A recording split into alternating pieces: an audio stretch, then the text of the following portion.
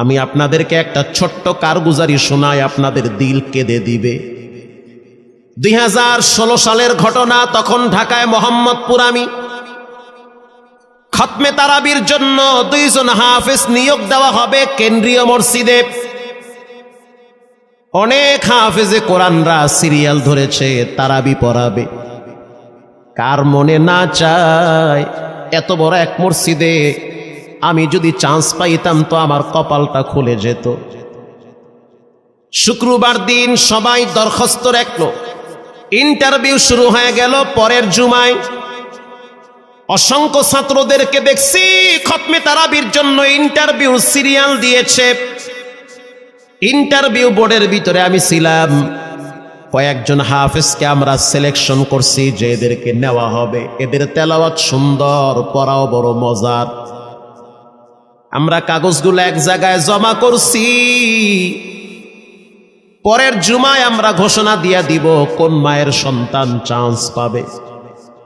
পরের জুমায় যখন জুমার নামাজের পর 3টার দিকে যখন আমরা বসে বসে ফলাফলগুলা দেখতেছি যে কাকে কত নাম্বার দেওয়া হয়েছে, দরওয়াজা লাগায় দিছি, জানলা লাগায় দিছি, এসি ছেড়ে দেওয়া হয়েছে, সব লাগানো, বাহির থেকে কিছুই দেখা যায় না। ইন দি মিন টাইমে মসজিদের বারান্দার দরওয়াজায় কে যেন নক করতেছে। খাদেম সাহেব আস্তে করে জালনা খুইলা উকি মাইরা দেখতেছে যে 2টা ছোট বাচ্চা বাহিরে দাঁড়িয়ে আছে, একেবারে অল্প বয়স। খাদেম প্রশ্ন করলো, তোমরা কারা, কেন আসছো? বলে, আমরা 2 জন আসছি খতমে তারাবির ইন্টারভিউ দেওয়ার জন্য।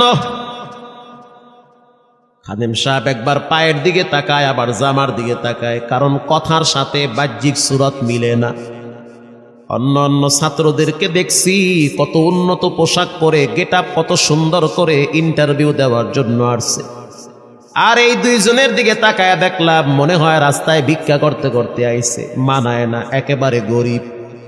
খাদেম বলল, ইন্টারভিউর ম্যাচ শেষ, চলে যাও বাড়িতে, নেওয়া হবে না। যাদের ব্যাপারে পরীক্ষা নেওয়া হয়েছে তাদের ব্যাপারে ঘোষণা দেওয়া হবে। বাচ্চা 2টা নাসর বান্দা বলতে আছে, আমাদের তো টাকা নাই যে আমরা ভাড়া দিয়ে এখানে আসব। বাবায় বড় কষ্ট করে 2-4টা টাকা জমা কইরা পকেটে দিয়া পাঠায় দিছে, এজন্য আসতে দেরি হয়েছে। খাদেমের বড় মায়া লাগছে, কারণ খাদেমও গরিবের সন্তান। ভিতরে গিয়া মুয়াজ্জিম সাহেবের বলতে আছে, ও ভাই, বাহিরে 2টা বাচ্চা দাঁড়ায় আছে, ওরা নাকি হাফেজে কোরআন, কিন্তু দেখলে তো মানায় না। মুয়াজ্জিম সাহেব ধমক দিয়া বলতে আছে, কোনো সুযোগ নাই, তাড়ায় দাও। খাদেম গিয়া ইমামের কানে কানে বলতে আছে, হুজুর, বাহিরে 2টা বাচ্চা দাঁড়িয়ে আছে, চেহারার ভিতরে এত মায়া, কিন্তু বাহ্যিক সুরত মিলে না, ওরা নাকি কোরআনের হাফেজ। পাশেই তো রহমানিয়ার মুহাদ্দিস সাহেব বসা আছে, তিনি বলতে আছে, কি ব্যাপার, ফিস ফিস করে আপনি কি বলতেছেন? বলে, হুজুর, বাহিরে 2টা বাচ্চা দাঁড়িয়ে আছে, তারা খতমে তারাবির ইন্টারভিউ দিতে চায়। মুহাদ্দিস সাহেব বলল, কোনো কথা নাই, আল্লাহর ঘরের দরওয়াজা খুলে দাও, এখানে কোনো পার্সিয়ালিটি চলবে না। আল্লাহর ঘরের দরওয়াজা সবার জন্য খুলে দেওয়া হবে, আসতে দাও, ভিতরে বসতে দাও। যদিও ওদেরকে দেখতে মানায় না, বংশগত তেমন মর্যাদা নাই, ভিতরে আল্লাহর কোরআন থাকার কারণে আমাদের উপরে ওয়াজিব হয়ে গেছে তাদেরকে সম্মান করা। কোন দিক থেকে মানায় না, কিন্তু ভিতরে আল্লাহর কোরআন আছে, এজন্য তাদের মর্যাদা অনেক বেশি। এবার বাচ্চা 2টা বাহিরে উজুখানায় গিয়া সুন্দর করে উজু বানাইল।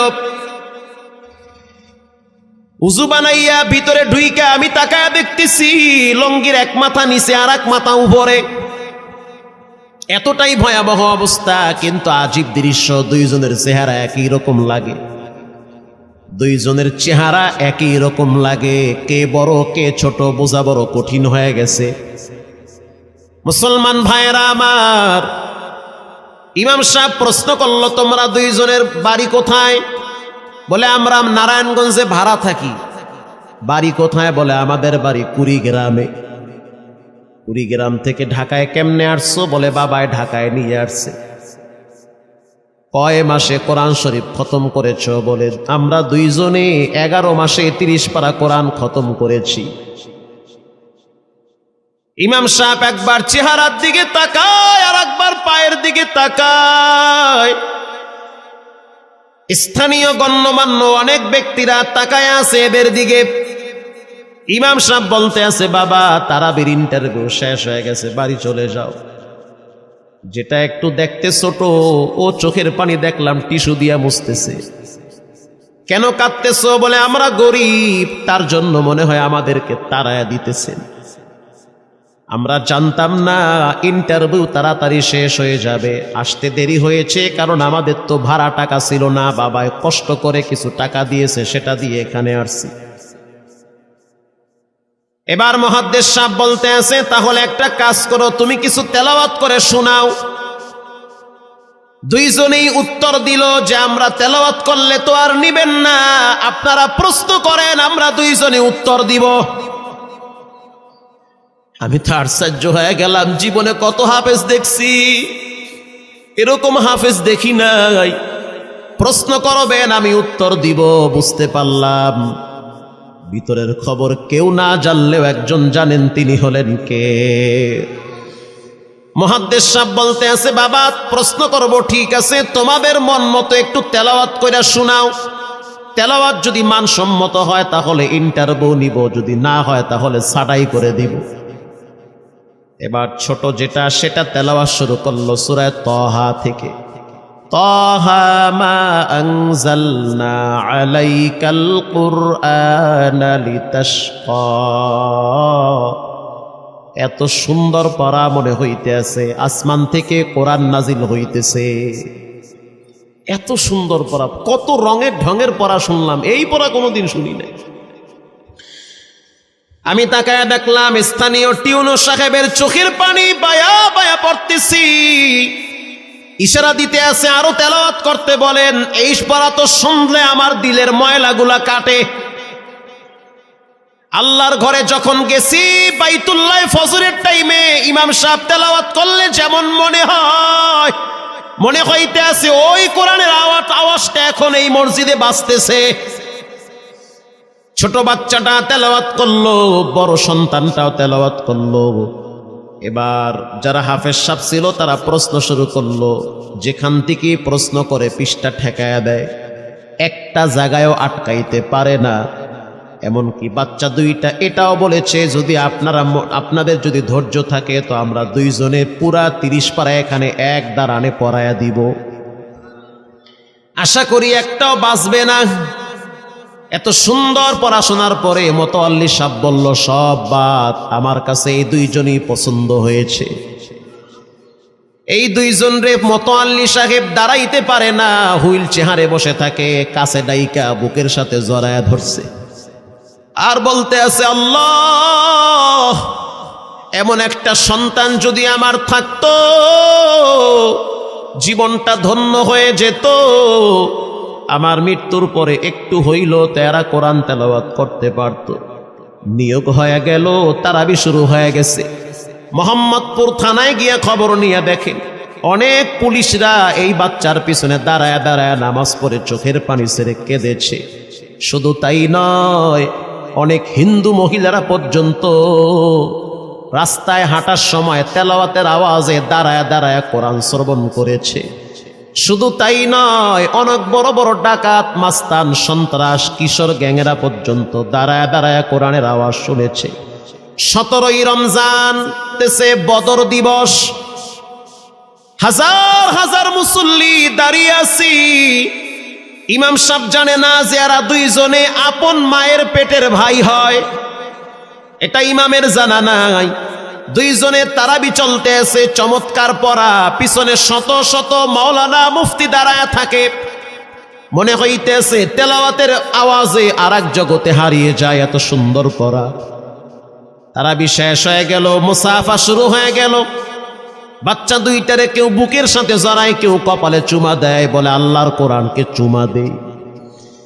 হাজার হাজার মানুষ যখন আস্তে আস্তে নামাজ শেষ করে চলে গেল, একেবারে মসজিদের পিছনে বারান্দার পরে আরো একটা বারান্দা থাকে, ওই বারান্দায় এক লোক বসে বসে গামছা দিয়া চোখের পানি মুছতেছে। কিছুক্ষণ পরে লোকটা দেওয়ালের সাথে কপালটা ঠেকায় দিয়া একেবারে অস্থির হয়ে গেল, মনে হচ্ছে তার ভিতরে কাঁপুনি শুরু হয়ে গেছে। কিছু মুসল্লি গিয়া প্রশ্ন করলো, কি হয়েছে আপনার? বলে আমার কিছুই হয় নাই। টাকা লাগবে? বলে না, টাকা লাগবে না। তাহলে আপনি কেন এখানে কাঁদতেছেন? বলে আমি এমনি কাঁদতেছি, এটা কষ্টের কান্না না, এটা খুশির কান্না। এটা কষ্টের কান্না না, এটা খুশির কান্না, আনন্দর কান্না। আল বুকা মিনাল ফারাহ, অতি সুখে মানুষ কখনো কখনো কেঁদে দেয়, চোখের পানি ছেড়ে দেয়। ইমাম সাহেব বলল, পিছনে কে? লোকটা তাকে সামনে নিয়ে আসে। এবার লোকটাকে যখন কিছু দূর সামনে আনা হইল, ওই বাচ্চা দুইটা মসজিদের ভিতর থেকে দৌড় মাইরা গিয়া বলতে আছে, এই লোকটা আমার আব্বা, ইনি আমার আব্বা হয়। ধমক দিবেন না, রাগ করবেন না। আমার আব্বা ঢাকা শহরে রিক্সা চালায়, রিক্সা চালায় চালায় আমাদের দুইটা ভাইরে কোরআনের হাফেজ বানাইছে। ইমাম সাহেব ধমক দিয়ে বলতে আছে, আপনি কেন দেরি করলেন? আগে কেন আসলেন না? রিক্সাওয়ালা বলতে আছে, আমি যদি আগে আসতাম আর যদি পরিচয় দিতাম আমি রিক্সাওয়ালা, হয়তো আমার বাচ্চা দুইটারে মানুষ খোটা দিবে যে রিক্সাওয়ালার পোলা। এজন্য আমি আসি নাই। দূর থেকে নামাজে কোরআন তেলাওয়াত শুইলা আবার আস্তে করে দূরে চলে যাই। মাঝে মাঝে বাচ্চা দুইটার সাথে দূর থেকে আইসা দেখা করি। এটাই হলো কোরআনের বরকত। পরে শুনতে পারলাম এই বাচ্চা দুইটার মাও নাকি গাড়ি অ্যাক্সিডেন্টে মারা গেছে। লাশ পড়ে আছে সেই কুড়িগ্রামে। একটা ছেলের নাম জোবায়ের আর একটার নাম হলো তালহা। রিক্সাওয়ালা বলতে আছে, আমার আফসোস নাই, কষ্ট হলো এক জায়গায়, সেটা হলো ঈদের সময় বাচ্চাগুলা তো বাড়িতে যাবে, বাড়িতে যাওয়ার পরে দেখবে ওদের মায়ের লাশ কবরে পড়ে আছে। ডানে বামে মাটি, সামনে পিছনে মাটি, মাটির ঘর, অন্ধকার কবরে মা ঘুমায়। ঈদের দিন এমন কোন দরদি নাই যে আমার বাচ্চাগুলারে সান্ত্বনা দিবে। গত ঈদেও দেখছি বাচ্চা দুইটা মায়ের কবরের পাশে দাঁড়ায় দাঁড়ায় লম্বা টাইম কেঁদেছিল। আমাদের ঘরে কোনো ঈদ নাই। রিক্সাওয়ালাকে সান্ত্বনা দেওয়া হইল, নসিব আপনার ভালো, কপাল খুলে গেছে।